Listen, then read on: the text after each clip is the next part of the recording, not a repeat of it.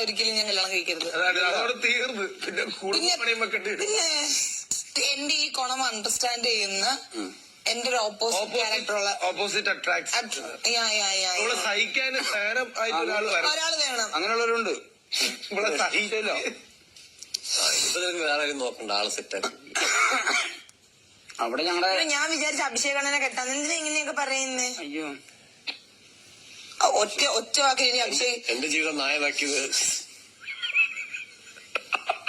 എന്താണ് എനിക്ക് കുറവ്? എന്താണ് എനിക്ക് കുറവ്? പറ. അത് മാത്രമേ ഉള്ളൂ. കൂടുതലോ പറയാമല്ലോ. എനിക്കെന്താ കൂടുതൽ അഹങ്കാരം ഇച്ചിരി കൂടുതലുണ്ട്. അസുഖയ്ക്കൊരു മരുന്നില്ല, മനസ്സിലായോ?